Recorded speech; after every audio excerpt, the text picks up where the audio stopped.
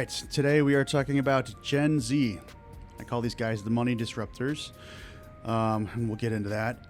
But Gen Z are our friends who were born between 1997 and 2012. And I call these guys the disruptors because they are really only one generation removed from mine. So I'm Gen X, and we've got millennials right behind me.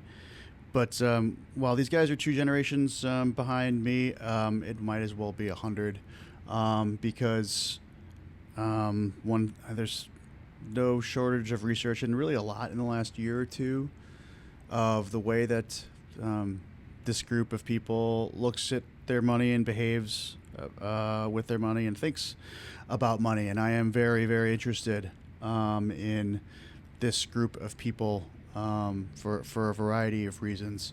And so a few examples of this disruption that I bring up, and I use that word not really in the same way of the hipster disruption of tech, but more I guess it's probably more like a interruption or a departure of the way that I am used to people, my own peers and contemporaries, dealing with money. So one of them that stood out to me is that 41% of Gen Z reports having a side hustle, of which 30% reports that they aspire for that side hustle to be their main hustle. And when I came out of college, now 25 years ago, these things didn't exist, at least unless they were just out of necessity, unless we were delivering pizzas to make ends meet. This was not a thing that was aspirational or out of any kind of intellectual curiosity. It was just because it was necessary. And so to me, that's a big departure in framework in the way these folks think about money compared to my generation and maybe even the millennials behind me. In an article, here's number two. In an article from Forbes just this year, it came out in February of this year, and the title is the New Money Mindset, Gen Z Treating Personal Finances Like Self-Care. And man, if that wasn't in English, I would think it was written by an alien, because that could not be any further away from how I'm used to thinking about money. For me, money is a chore, a responsibility, it's a duty. It's definitely not something that I've ever thought about as something that would enrich our lives or, be some sort of vessel or avenue for wellness. And yet here we are. So, as much as I am wired to make fun of something like that, I'm really not into that. I genuinely would like to understand, how this came to be. And so, today's really, me throwing my hat in the ring to get a better understanding around this. And the third one, this one's interesting. It's a little bit troubling, but there's some literature on the rise on this. 43% of Gen Z and 41% of millennials report having something called money dysmorphia, which is exactly what it sounds like. And I don't think it's a leap to connect these dots right to social media. And for context, we compare that to 24% of people in my generation reported having this attitude towards money, or this malady, whatever you want to call it. Just like body dysmorphia isn't healthy, money dysmorphia is problematic for a different reason, and hopefully it's something that's temporary and not something that's going to be a lifelong thing. So for me, all that is the backdrop to which the greatest transfer of wealth in history is about to arrive on these guys' doorsteps by way of the baby boomers and even my generation. I've got a daughter who's Gen Z, and this transfer of wealth from generation before me to mine, down to the millennials, down to these guys. To me, this is what we're working with, and this is the setting upon which a whole bunch of money is going to flow on the doorsteps of these people, and I'd like to better understand it. And I can't think of a better way to understand it than to bring on my main man, Henrik, who you've seen in our website videos. He's responsible for all of them, and I'm going to bring him on. And I'm thankful he's here because I know it's been a long day. So for sure. dude, thanks for coming on. I Thank know you. It's after business hours, but Yep. you know, there's that side hustle we keep Exactly. we keep learning about. So yeah, so just a few things prepared, and then I'm curious for you. So amongst you and your friends, is there one topic or one area about money that feels like a broken record that you feel like gets talked about more than anything else when it comes to money? Yeah, well, I think, the old spiel, save and invest, is what we hear a lot. And I think part of the problem is that we don't always understand what that means, like literally, in a sense of after we graduate high school or college, we're still kind of left in a place of, especially depending on your major, what am I really doing with my savings? What am I doing to invest? I think, the idea is there for sure, but I think it's really important for us to understand what literally that means to do with our money, especially after we graduate. And yeah. Okay, yeah, and you are right in this wheelhouse because you're going to graduate this December. Mm-hmm. Can you think of any recent conversations around sort of big picture future finances with you and people that have recently graduated, or people right in your friend circle that are in a similar spot that you are? Yeah, so I think the first thing would be the debt, the student debt, for sure. That's probably the most major thing facing us right now. Many of us are more fortunate, less fortunate to have more or less debt, but it's definitely an issue that's going to be present in our lives for years to come because it takes a long time to pay those debts off. I think also, like I was saying, the saving and investing, I think especially for our generation, I think it'll come around sooner rather than later when we realize, like, hey, we really got to start saving, we really got to start investing, because I think things are getting very expensive, rent's expensive, products are expensive, and if we don't learn how to budget before budget and save and invest, I think if we do learn those things, we're in a good position. Yeah, I'm gonna play devil's advocate with you for a quick second here. Kind of feels like throwing a penalty flag, but not really. But I'm gonna push back for 1 minute on the student loan and student debt thing. This was also a very common thing 25 years ago when I came out of college, and my friends did too. But I think the way that we looked at it was just like something like a fact of life. This was something that was normal, Right. or most people had to endure, and just something that we were just going to start tackling when we started our careers. I actually don't know, and I'm very curious as to whether or not your generation sort of accepts and is resigned to the fact that student loan debt is just going to be a thing for the next 5, 10, or 20 years, or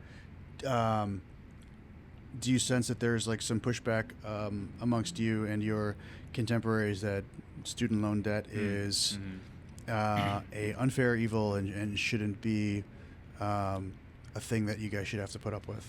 Yeah, so I think the worrying about the debt is more so with the millennials. I think in our generation, we're either kind of thinking, this is either a fact about education, or we're thinking so far ahead as how do we change the system institutionally so that more people have more opportunities to pursue education, paying less money, And I think it's kind of the point, especially now where college costs so much money that, we can't help but think that far in the future. Like, how do we really, implement change to help the system and help our, help people? That's a good answer. It also really points to the change, disrupt, definitely a clear departure in the way I'm pretty sure that my high school and college buddies will attest to this. None of us were concerned about institutional change around student debt, Yeah. and so I guess that probably makes you guys more socially conscious than we are. So good on you guys, and also nice. I caught the shots fired to the millennials at the beginning. So more on those cats later, but another thing that I'm curious about is. There's a fair amount of literature around younger people, so we'll call it millennials and Gen Z, just pushing back on traditional or old school financial advice that, particularly as it comes down from the boomers and from people like me. Do you find that there's a general pushback against the traditional or conventional financial advice, and that you guys have taken to the sort of self-enabling and education around money and doing it your way? Because I do think the TikToks that I've seen and the just videos in general around personal finance that have been created by your generation definitely speak to a rebellion almost of sorts against the way that it's always been done, and here are some alternate ways, the ways that just don't work for us, because those thoughts and opinions are dated. Do you get some of that, or do you think there's a balance between how you guys think about it and how the old guard thinks about it? Yeah, so I think similarly to how we think about debt and changing the system, I think there's definitely a population of Gen Z who push back against traditional advice and would rather find our own ways of doing things in terms of saving and debt and investing. I think we have a lot of practicality in our generation, though, in the sense that we're willing to learn what works, while also challenging. And I think so I think that entails accepting things that have helped people in the past, but also looking forward and saying, how do we make it even better, I think is the best way to put it. I have a hunch that your guys' willingness to learn things is definitely predicated on evidence, and I don't say that facetiously, but I do think that comes with the sort of instant gratification of having been born and raised with screens and the instant gratification that comes with it, and there's confirmation bias doesn't take very long to get to when you can go to Chat GPT and find whatever you need instantly and to see what does work, because for me, coming out of college, there wasn't a whole lot of evidence as to what worked. It was basically only what we saw in the world around us, and never on Instagram. It was like the markers before were like, who doesn't live at home and who's got a nice car and who doesn't have to live at home. Right. That was really our only markers. And yours, I guess I don't know what your guys' markers are. I imagine these ideas are exchanged via videos, but while you were giving your answer on that, I was curious. I was curious if there's in the if you were to think the subset of what the traditional old guard advice is. Is there one facet or piece in that category of traditional advice that you think gets pushed back the most against?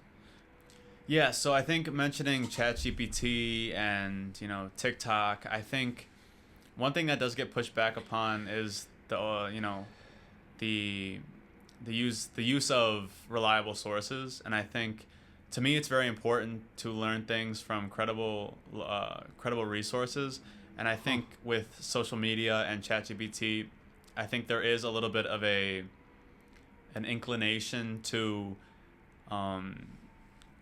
learn from non-credible sources, essentially. Does that mean that so since you guys have been exposed to more nonsense on the internet, you guys are probably better at parsing out what's credible and what's not? Or you're more sensitive to something that might be inaccurate just because you've seen more of it? That's interesting, and that actually makes perfect sense, because you've just been online, I think, for, certainly a greater percentage of your life. So that makes sense. And also very interesting. My perception about your guys' perception about traditional advice, that if I had to guess what you guys think is either nonsense or just dated, is that buying a house is the American dream. And then it's like, it's the one marker and the first marker to show people that you've arrived, and it's a thing that you do. It's a thing that everybody does. And why wouldn't you do it?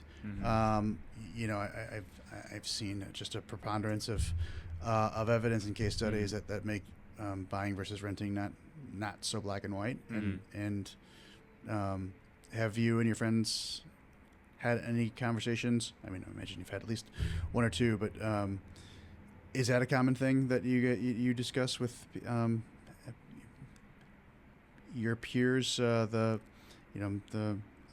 notion that buying a house is the American dream, and then really the only way to have it be known that you've arrived and that you've made it.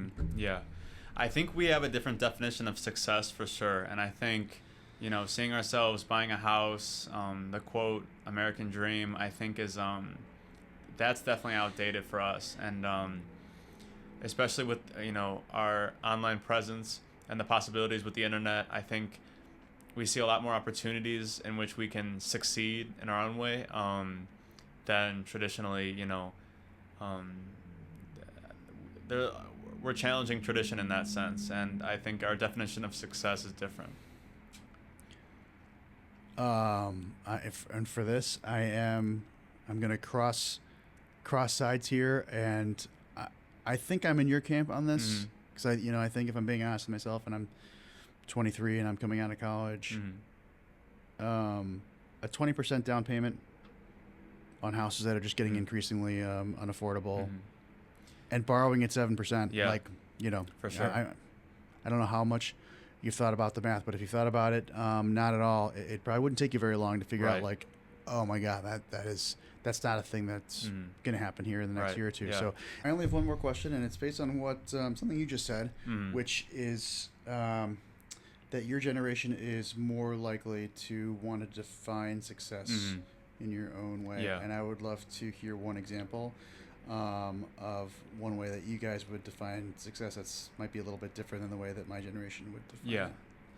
So I think for us, two of the main things regarding success would be the feeling of being comfortable and the feeling of being understood, because I think as much misinformation as there is on the internet, I think one thing that's really helpful about social media is that we're able to see people who are like us, who we can relate to, and oftentimes I think it's very comfortable and for us to be able to see other people going through the same things we're going through, and showing us what to do, what someone else is doing about it. And I think just like being able to feel understood, that there are people out there like you that you see through the internet, it can be a challenge at times, but oftentimes it's very rewarding in that this leads to the feelings of being understood and comfortable, for sure. Yeah, and as much as that's an alternative way of defining success, I think it's actually exactly the same thing that my peers and I wanted coming out of college. Except you have to find it in a totally different way, because the only way that we would find that would be at the office or by getting together after work at a bar, which is very unlike, I feel like, how things are done today. Like not that bars are going to go out of business anytime soon, but social media is like the town square, to compare notes and to get validation that you're not doing things in a way that is totally foreign. And so that totally makes sense for me. For sure. So thanks again for coming on. This won't be the last time. I appreciate it. That is it for today. You're welcome, and I'm glad we've got this one under the belt, and we will see you next time.